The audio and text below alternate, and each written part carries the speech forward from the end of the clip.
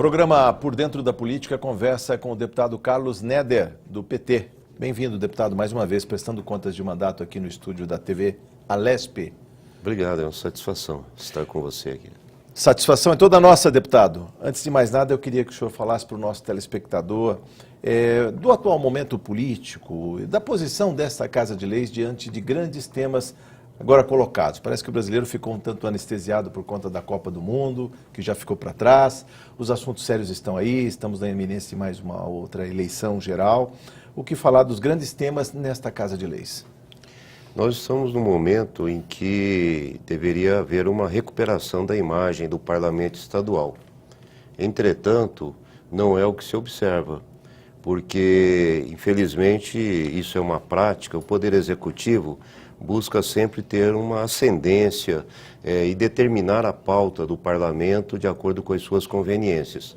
Uma das funções mais importantes do parlamento é a definição do orçamento, Sim, que precede a isso a escolha de quais serão as diretrizes orçamentárias.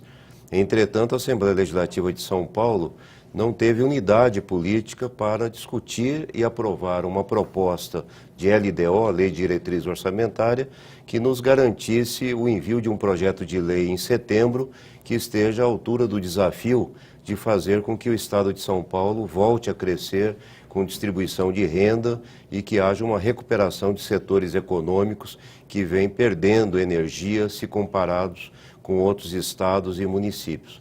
Então, é uma situação preocupante, porque, de um lado, a Lei de Diretrizes Orçamentárias não é votada, ou vai se perdendo o tempo, que é o mês de julho, para que isso se faça, e, por outro lado, se não houver essa decisão, ela acabará comprometendo também o mês de agosto. Tentou-se fazer um acordo para suspender as sessões na Assembleia Legislativa. Eu fui voto contrário a esta tentativa por entender que, na prática, isso seria apenas postergar o problema e ainda com uma consequência que é a Comissão Parlamentar de Inquérito, na qual eu atuo, nós teríamos o tempo dela sendo consumido sem fazer as investigações e sem que nós pudéssemos fazer diligências, visita aos hospitais, lembrando que a área da saúde é uma das áreas de maior preocupação da população. Paralelamente a isso, há todo um debate sobre o IPESP, que é o Instituto de Previdência do Servidor Público Estadual, e que o recurso que ali foi destinado é proveniente da contribuição dos funcionários públicos, dos servidores públicos, e ele acabou gerando um patrimônio. E esse patrimônio não é do governo do Estado de São Paulo, esse patrimônio é dos servidores públicos mediante a contribuição que fizeram.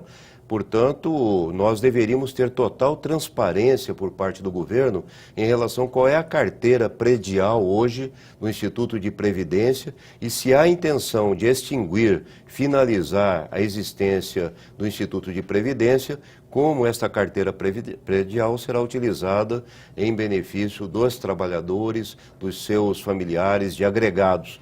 E apresentei uma emenda ao projeto de lei exatamente com esta finalidade. Entretanto, ela não foi contemplada na proposta. Não bastasse isso, há algo estranho acontecendo na Assembleia Legislativa, que é uma maioria que até então dava sustentação política ao governo de Geraldo Alckmin, hoje se coloca na oposição ao governo de Márcio França. Lembrando que Márcio França foi o vice-governador e secretário na gestão do Geraldo Alckmin. Então, há uma situação estranha acontecendo na Assembleia Legislativa, em que o interesse público está sendo deixado de lado e a disputa que se avizinha das eleições deste ano acaba contaminando e prejudicando ainda mais a atuação e a própria imagem do parlamento aos olhos da população. A economia andando de lado e um estado tão industrializado quanto é São Paulo, de alguma maneira não tira o ânimos por conta da queda das receitas, porque se o país estivesse crescendo a pleno vapor, não haveria talvez essa discussão de uma carteira que pode ser absorvida pelo Estado, o orçamento sempre crescente, né? Coisa que não há esse ano, deputado. Bom, tem um fator conjuntural, que é a crise econômica, queda de receitas, inflação acima do que se imaginava, desemprego em alta. mas há uma determinada concepção que está por trás dessa maneira de agir do governo do Estado de São Paulo, que é a ideia do Estado mínimo, que é a ideia de você alienar, vender patrimônio, transformar esse patrimônio em ativos financeiros, portanto, vender as fazendas que são vinculadas aos institutos públicos de pesquisa, permitir que a situação interna das universidades estaduais vai se deteriorando, porque embora a gente tenha uma vinculação de receita das universidades estaduais com o ICMS, na medida em que essa massa de recursos do ICMS vai caindo, não adianta ter a vinculação. Isso acaba se traduzindo numa receita menor também para as universidades. Havia uma expectativa de que os recursos do pré-sal, que ficaram definidos para serem utilizados na área da educação e também na área da saúde, ainda no governo da ex-presidenta Dilma Rousseff, fossem suficientes para alavancar a receita das universidades estaduais. Entretanto, há uma determinação no Estado de São Paulo de que esses recursos do pré-sal sejam utilizados para o pagamento de inativos. E nós discordamos disso, porque historicamente se discute e há todo um entendimento de que nós não devemos computar o gasto com aposentados, com inativos, como se fossem gastos com educação. Gastos correntes. Inclusive nas universidades estaduais. O certo seria que o governo do Estado ocupasse parte do seu recurso do Tesouro Estadual para garantir o pagamento dos inativos e também pagar aquilo que corresponde à inclusão social, à inclusão de alunos carentes, à permanência estudantil, porque nós não acreditamos que deva ser responsabilidade da universidade arcar com os gastos correspondentes, sendo que essa foi uma política de governo correta, diga-se de passagem. Então, os inativos deveriam ser pagos com recurso do Tesouro, a permanência estudantil, a creche, o refeitório e assim por diante deveriam ser assumidos pelo Tesouro Estadual. Na medida em que não se discute a LDO, a Lei de Diretrizes Orçamentárias, não se democratiza a produção da peça orçamentária, nós corremos o risco de, mais uma vez, ter um orçamento, por exemplo, na área da educação, que seja apenas uma continuidade de uma série histórica que vem em queda. O caso clássico é um recurso carimbado para o hospital universitário, que parece que custa anualmente mais de 400 milhões, mas ele precisava de outros 48 milhões. Vamos explicar especificamente para o nosso telespectador esse recurso, essa verba. Aliás, o senhor tem emendas na LDO, verba carimbada para o hospital universitário?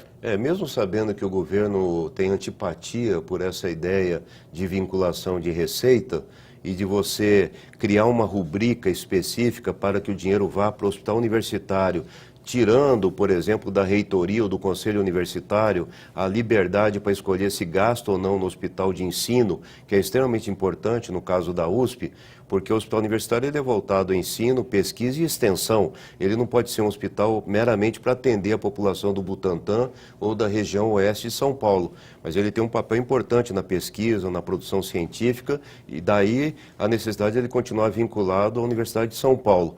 No final de 2017, nós fomos procurados por um movimento, que é o movimento coletivo Butantã na Luta, que mostrou que o pronto-socorro infantil e o pronto-socorro adulto estavam sendo fechados, estavam mudando a sistemática de atendimento, de tal maneira que já não haveria mais a porta aberta para atender a população que o procurasse, mas seria apenas demanda referenciada, a pessoa teria que passar numa unidade básica de saúde, numa unidade especializada, para só então ser encaminhada ao pronto-socorro.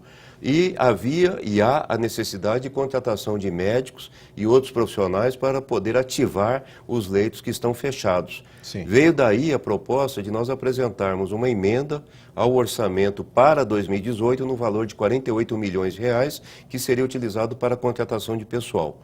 Por um erro cometido na Comissão de Orçamento e Finanças e também no relatório do orçamento para 2018, esses 48 milhões foram destinados para custeio e não para a contratação de pessoal. Sim. E com isso nós perdemos aí 7 ou 8 meses em que a vontade da Assembleia ficou manifesta de gastar 48 milhões com pessoal no HU, entretanto, a forma como foi aprovada foi para custeio.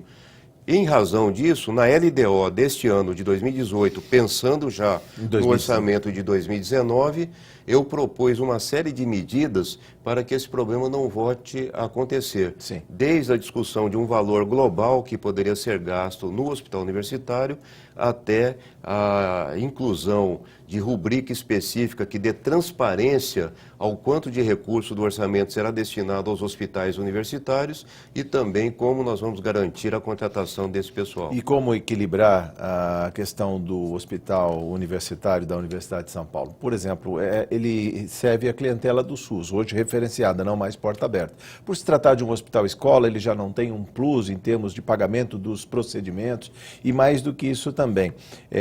Como fica o impacto de vizinhança? A gente sabe que a comunidade de São Remo, que é lindeira ali aos muros da Universidade de São Paulo, era a clientela preferencial daquele hospital, como toda a Zona Oeste, não é, deputado? Eu acho o seguinte, quando você pensa em referenciar a demanda, você tem pelo menos que garantir antes a oferta do serviço nos níveis hierárquicos inferiores. Então, se você não tem uma rede de atenção básica condizente, se você não implanta uma UPA, que é uma unidade de pronto atendimento, e havia esta demanda por parte da população para o atendimento de urgência e emergência dos casos mais simples e que acabam sobrecarregando o pronto-socorro, você fecha a porta do pronto-socorro sem garantir assistência à população nos outros níveis. Sim. E você coloca como uma condição que a pessoa primeiro passe e seja atendida na atenção básica para depois ser encaminhada ao pronto-socorro do hospital universitário. Então é preciso pensar o sistema como um todo.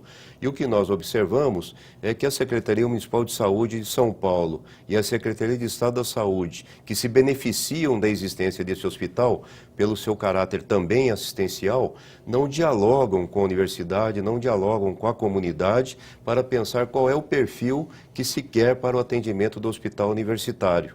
Então, nós defendemos que ele permaneça como um hospital vinculado à Universidade de São Paulo, que ele cumpra funções primordiais de ensino e pesquisa e que na parte assistencial dele, ele esteja integrado na rede do SUS em âmbito municipal e estadual, mas com o caráter participativo que nós sempre defendemos. Eu sou autor da Lei dos Conselhos Gestores da Saúde na cidade de São Paulo e não é razoável que essas decisões sejam tomadas sem que haja uma discussão com os conselheiros que atuam, por exemplo, na região do Butantã.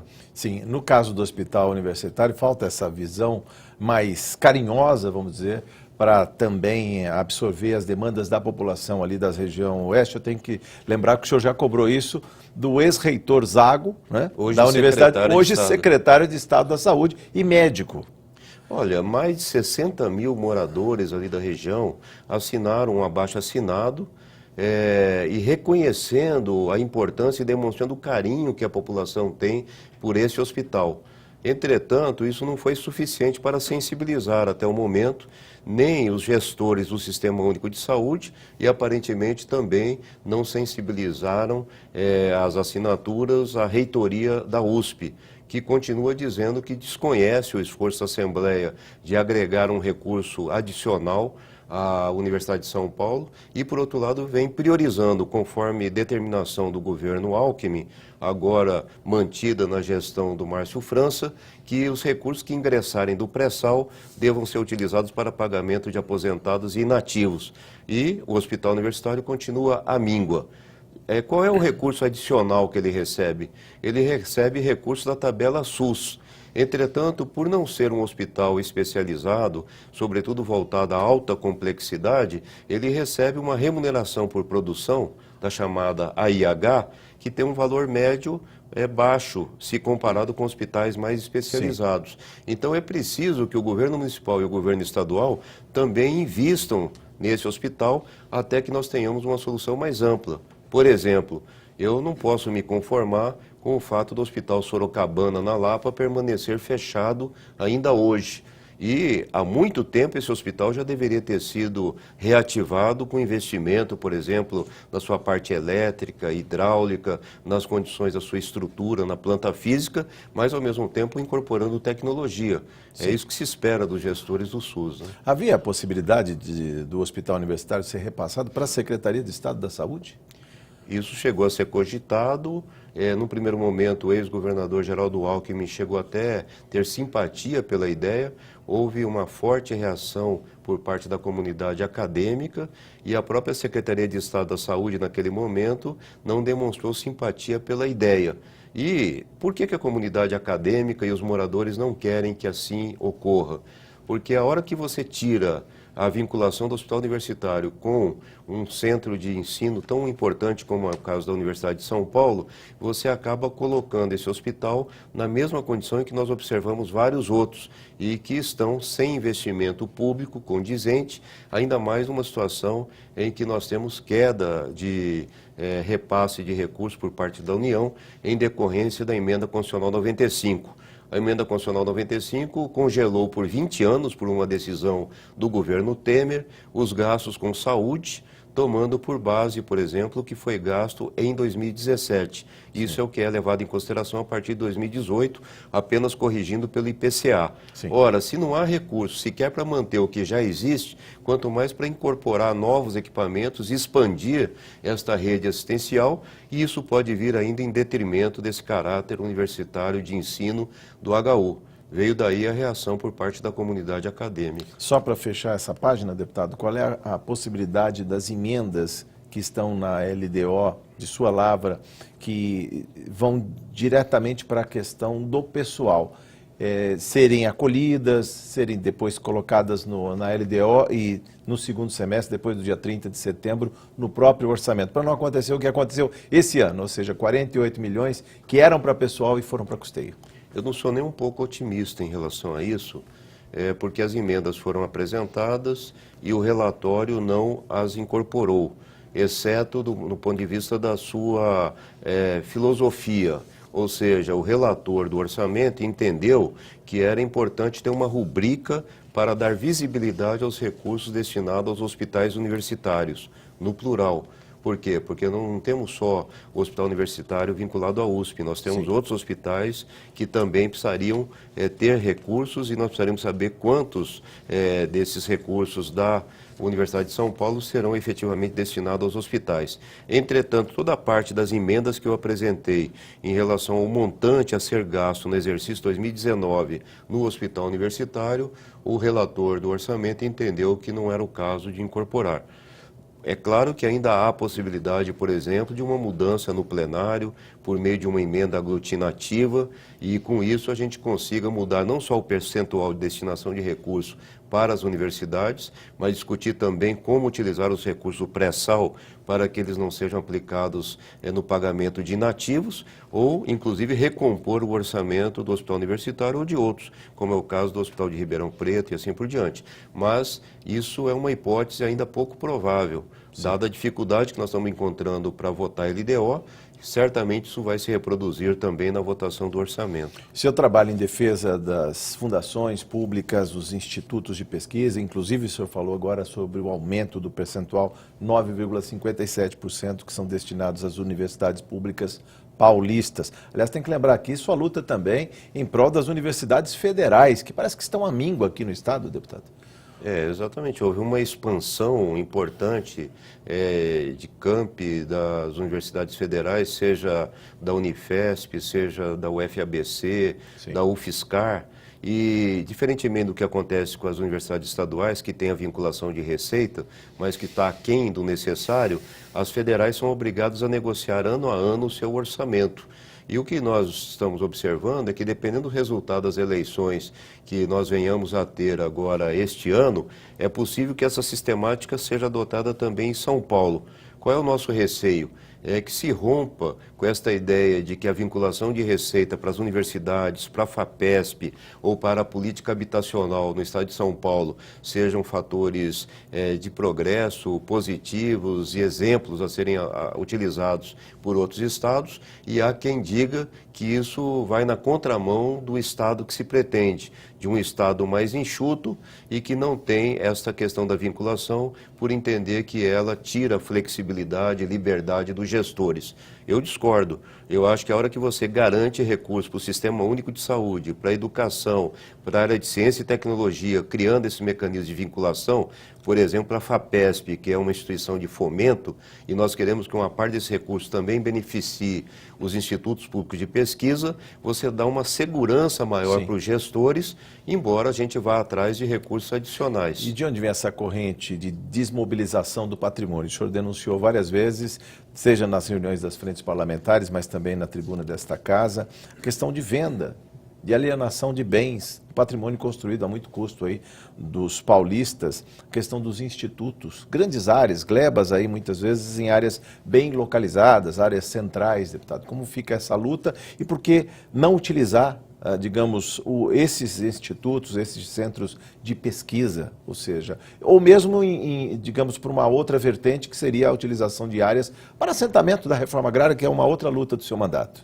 Sim, esse modo de agir, ele parte de uma compreensão, que eu já disse da tribuna várias vezes, que o estilo de governo que nós temos hoje, num primeiro momento, fez a delegação de competências por meio de convênios, contratos e contratos de gestão para a iniciativa privada operar em nome do poder público várias políticas públicas.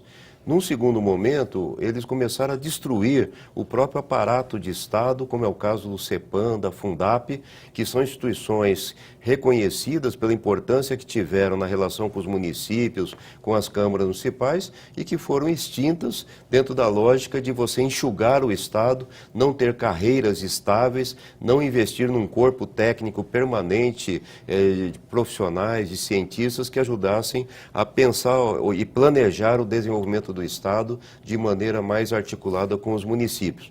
E viemos para uma terceira fase, um terceiro momento, e eles coexistem, que é de você trazer grandes grupos econômicos para operarem dentro do próprio aparelho de Estado, de tal maneira que, de certa forma, eles prescindem, eles podem não necessitar de quem é o governador ou o secretário da pasta, porque esses grupos econômicos, estando dentro do aparelho do Estado, eles começam a definir como usar as verbas públicas em benefício das suas próprias empresas ou dos segmentos produtivos que eles representam. Então, primeiro momento, parcerias, contratos de gestão delegando. Segundo momento, quebra da estrutura do aparelho do Estado, inclusive com venda, alienação de patrimônio em prejuízo de algo que não é de quem está no governo, é um patrimônio do povo paulista. E no terceiro momento, pega, por exemplo, o Invest São Paulo e analisa o que é o Invest São Paulo e como ele opera. Perto do que já foi no passado o Banespa, o Badesp, o antigo Banco de Desenvolvimento dos Paulistas? Exatamente. Pega o Desenvolve São Paulo e aí nós vamos ver com quem eles dialogam. É com quem representa a maior parcela do PIB em cada uma das áreas ou nichos de atuação, e esse pessoal vem para dentro do aparelho do Estado para nos ensinar como devem ser as políticas públicas, qual deve ser o foco e como gastar bem os recursos públicos. Claro que de acordo com as suas próprias conveniências. Então, você levantou um aspecto interessante. Se a decisão do governo é acabar com essas fazendas experimentais, que tiveram um papel muito importante nos vários ciclos de desenvolvimento do Estado de São Paulo, e pretendem transformar isso em ativo financeiro para outras prioridades que não aquelas que foram autorizadas pelo Parlamento Estadual, ao invés de servir aos interesses do mercado imobiliário, pelo menos que abra um diálogo com o movimento, por exemplo, que está se dedicando à questão da agricultura familiar, no combate ao uso do agrotóxico, na produção de alimentos orgânicos, e transforme essas fazendas experimentais em experiências de reforma agrária, de instalação de mais de 10 mil famílias que nós temos hoje no estado de São Paulo, que estão morando sob lonas, ao lado de rodovias em situação altamente perigosas, crianças com dificuldade de terem acesso à escola, se alimentando mal, muitas vezes tomando água que não é de consumo humano e sem que tenha uma solidariedade vinda dos municípios. E esta maneira de agir, ela prejudica também a relação que os municípios podem ter com os movimentos, seja o movimento dos sem terra, seja a Comissão Pastoral da Terra, seja a Frente Nacional de Lutas, não importa qual é a orientação do movimento. O fato é que nós temos uma enorme desigualdade hoje no estado de São Paulo, que se traduz nas condições precárias de habitação, na impossibilidade desse pessoal produzir e, ao mesmo tempo, aumenta a gravidade dos casos de saúde que nós somos obrigados a atender em decorrência da contaminação do meio ambiente. 2 minutos precisamente para dizer como a gente muda esse estado, essa cultura para o futuro, deputado. O que o senhor mostrou foi uma lógica. Eu acredito que a primeira maneira de nós mudarmos isso é dar visibilidade ao que está sendo feito e mostrar que foi uma ação deliberada. É uma determinada maneira de ver o papel do Estado, da relação público-privada, como se produzem as políticas públicas ou como se definem as prioridades de gasto. E, frequentemente, de modo autoritário, e nós observamos que muitas das audiências públicas feitas no momento da discussão da LDO ou também no momento da definição do orçamento, sequer são levadas em consideração na definição da peça que depois será votada. E mesmo quando votada, não são implementadas por falta de vontade política ou de uma pressão vinda da sociedade. Então, ao mesmo tempo que eu acho que a gente tem que esclarecer, mostrar para as pessoas que existem alternativas em disputa no processo eleitoral sobre programas, propostas de desenvolvimento e como a gente vê o papel do poder público, do Estado, nós precisamos criar mecanismos de mais participação por parte da população. Isso vale também para o parlamento. Não é porque nós fomos eleitos e nós aqui representamos partidos políticos que nós somos democráticos. É preciso que o parlamento também seja fiscalizado, controlado pela população e que ela exija dos partidos e dos parlamentares uma atuação coerente com os programas que os elegeram. Democraticamente. Deputado, muito obrigado por sua entrevista. Volte mais vezes. É sempre um prazer conversar com o senhor. Obrigado. Eu conversei com o deputado Carlos Neder, do PT. Você ficou por dentro da política. Muito obrigado por sua audiência.